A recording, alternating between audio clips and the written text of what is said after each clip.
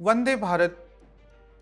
मेरे सारे भारतवासियों, आज 1 जुलाई जो डॉक्टर्स डे के रूप में सारे हमारे देश में मनाया जाता है, इस पर्टिकुलर पर्व पर मैं आज सभी देशवासियों को, छोटे छोटे केयर टेकर्स को, हर उन फिजिशियंस को, सर्जन को जिन्होंने किसी ना किसी रूप से किसी ना किसी की जान बचाई है, हर उस रिसर्चर को मेडिकल फील्ड के जिसने इस मेडिकल फील्ड को आगे बढ़ाने के लिए अपनी बुनियाद और अपने ज्ञान से लोगों का भविष्य संवारा है, हर उस नए MBBS, आयुर्वेदा, होम्योपैथी और सारे तरह के मेडिकल स्पेशलिटीज़ में एंटर करने वाले उन सारे छात्रों को शुभकामनाएं और बधाई देना चाहता हूँ। कुछ मेरे मित्र तो इतने ऊपर लेवल्स पर काम कर रहे हैं, जैसे कि मेरे मित्र हैं डॉक्टर धमीजा जो इभास नई दिल्ली के डायरेक्टर है, मेरे दूसरे मित्र डॉक्टर ओम प्रकाश झिरवाल जो वहाँ पे डिप्यूटी डायरेक्टर या मेडिकल सुपरिटेंडेंट का काम संभालते हैं। ये तो हमारे प्राइम मिनिस्टर्स के फिजिशियंस तक रहे हुए हैं। और इस डॉक्टर्स डे पे हम इस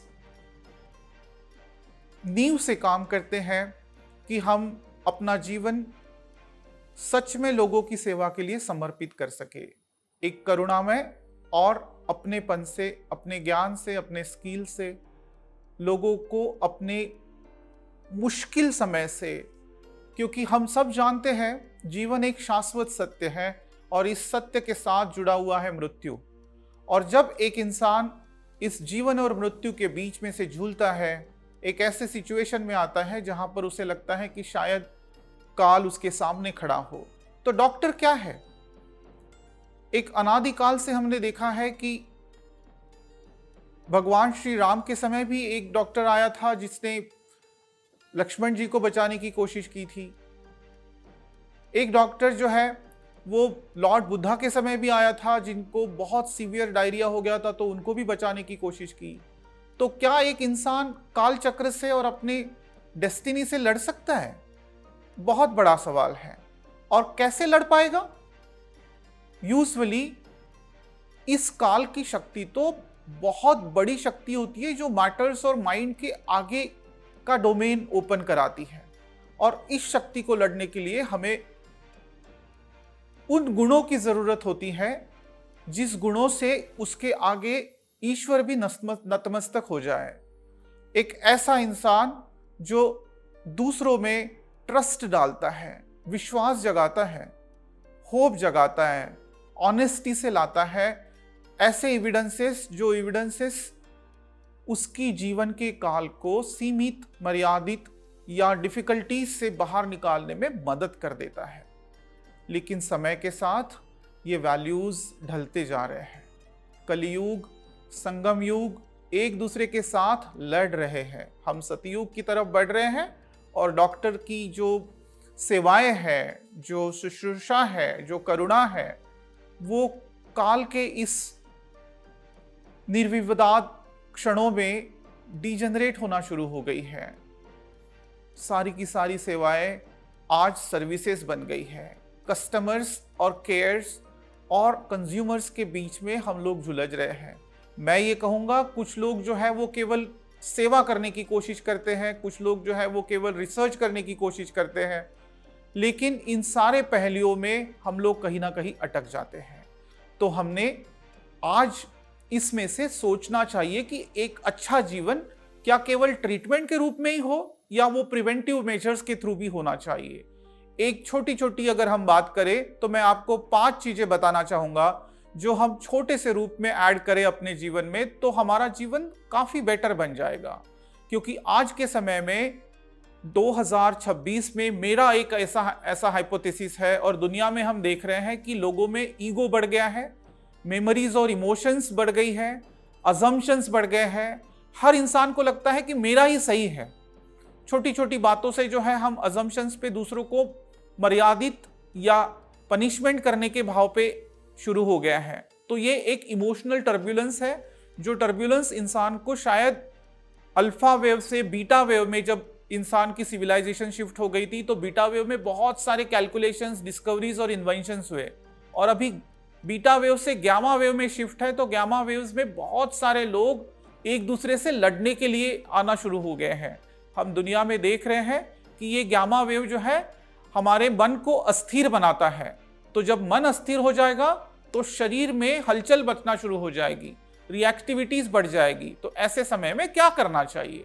मैं कहूँगा सबसे पहले बहुत इंपॉर्टेंट बात है कि आप अपने आप में जागरूक हो जाए। जागरूकता सबसे बड़ा पावरफुल क्षेत्र है।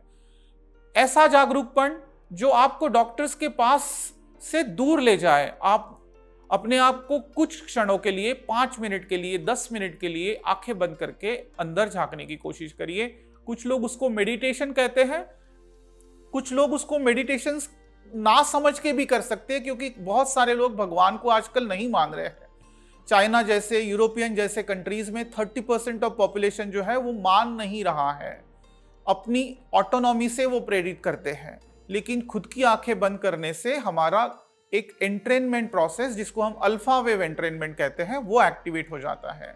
मेरी आपको दूसरी सलाह है कि आप पानी पीते समय आप धीरे धीरे पानी पीजिए, एकदम से फटाफट पानी ना पिए।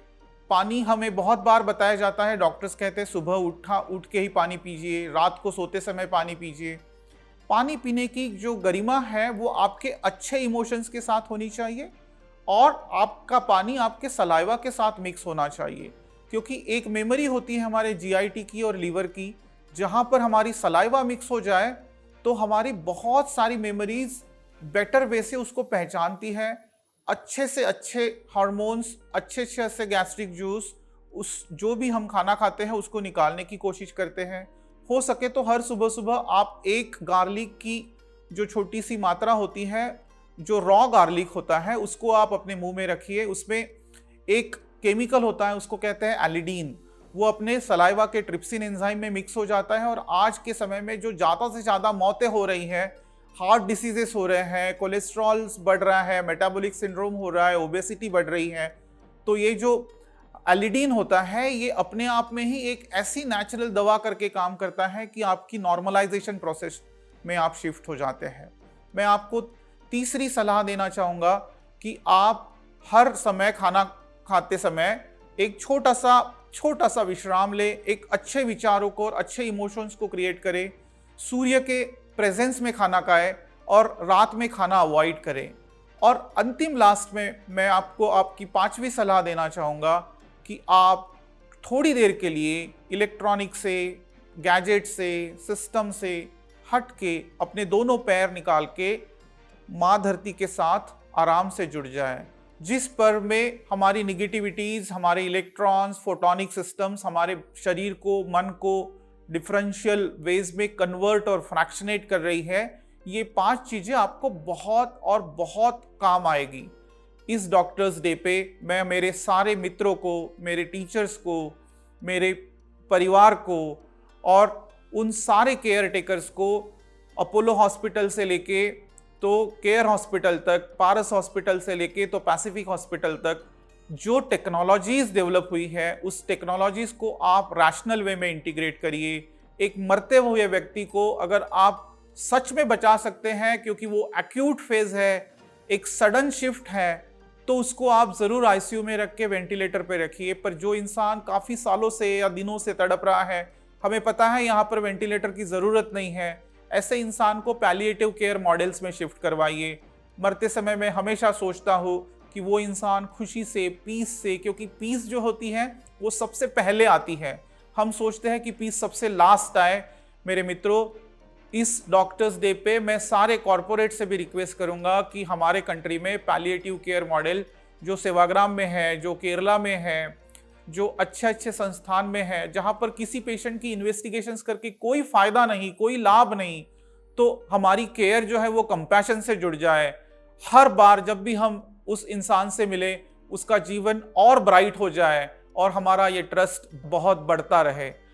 सदियों से एक गाना गुनगुनाते हुए मैंने हमेशा अपने आप को अलग पाया। वो गाने की 2 पंक्तियां मैं गुनगुनाना चाहता हूँ आज डॉक्टर्स डे के दिन पर। ईश्वर सत्य है, सत्य ही शिव है, शिव ही सुंदर है। तो मुझे लगता है ईश्वर की ये जो आभा है, जिसे हम ज्ञान, कर्म और भक्ति से जानते हैं, ये तीनों का फल मिलाकर ईश्वर ने इस डॉक्टर को बनाने की कोशिश की, जिसमें एक टीचर, एक गुरु, एक शिष्य और एक ऐसा इंसान जो आपसे कुछ नहीं चाहता, उस तरह की आइडेंटिटी बना लेता है। इस आइडेंटिटी को पूर्णतः अपने अंदर उतारने के लिए हर डॉक्टर प्रयत्न करे। उसकी जो है कर्तव्य हमेशा कंपैशन के साथ जुड़ जाए, उसकी जो रिसर्च है वो ऑनेस्टी के साथ जुड़ जाए, उसकी जो क्वेश्चंस है वो रिस्पेक्ट के साथ बाहर आए, उसकी जो कम्युनिकेशंस है हर इंसान के साथ इनडिस्क्रिमिनेट वे से आए और अपना कर्तव्य करते समय वो ज़रा भी ना झिझकाए। Happy doctors day to all of you. Thank you so much. जय हिंद।